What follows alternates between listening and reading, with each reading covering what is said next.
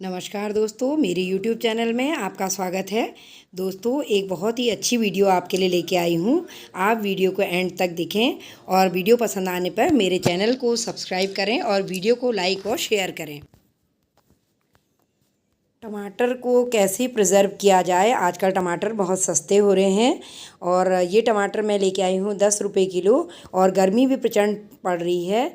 अगले महीने ही जून जुलाई में ही करीब 15 जुलाई के बाद टमाटरों की कीमत अचानक बहुत ज़्यादा बढ़ने लग जाती है। यहाँ तक कि 200 रुपये किलो तक टमाटर मिलने लगता है।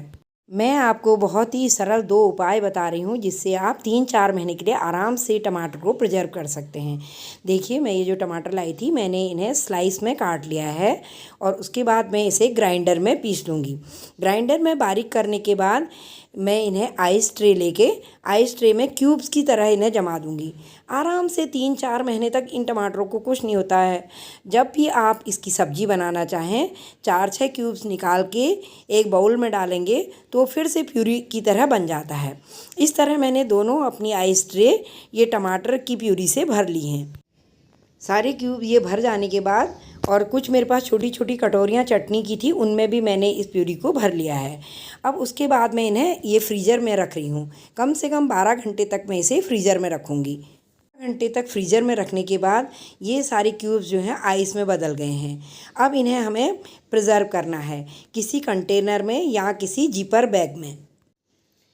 मैंने एक प्लास्टिक का कंटेनर लिया है, ढक्कन वाला है, और उस ढक्कन वाले कंटेनर में ये छोटी छोटी जो कटोरियों में मैंने जमा रखा है, सबसे पहले मैं इस प्यूरी को अपने कंटेनर में खाली करूँगी।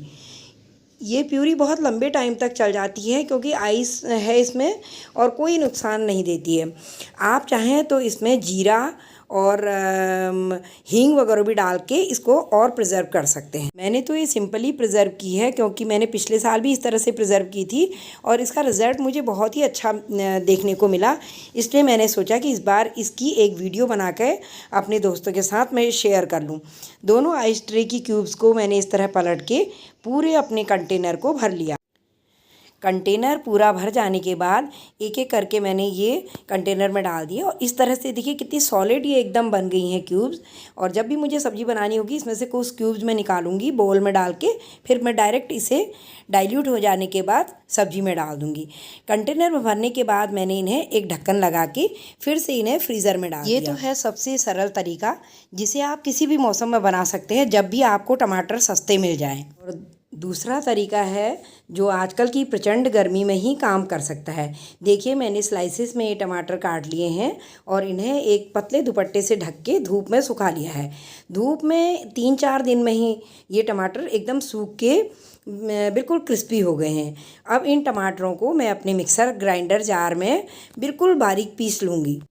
सारे टमाटरों को इस तरह से अपने ग्राइंडर जार में रखने के बाद मैंने इसका एक फ़ाइन पेस्ट बना लिया है। देखिए कितना बढ़िया ये पेस्ट बना हुआ है। किसी भी सब्ज़ी में डाल सकते हैं, सूखी चिप्स वगैरह में डाल सकते हैं, मैगी में डाल सकते हैं, रसीली आलू टमाटर की सब्ज़ी में डाल सकते हैं। और कब जब आपके टमाटर 200 रुपये किलो से ऊपर चले जाते हैं। और इस टमाटर के पाउडर को आप पूरी 1 साल तक आराम से प्रिजर्व करके रख सकते हैं। बहुत ही बढ़िया ये फ़ाइन बन गया है। इसे आपने बहुत लंबे समय तक के लिए रखना है तो आप उसको फ्रिज में रख दीजिए, वरना इसे 3-4 महीने तक बाहर भी ठीक रहता है। ठीक है दोस्तों, फिर किसी नई जानकारी के साथ मिलूँगी, तब तक के लिए।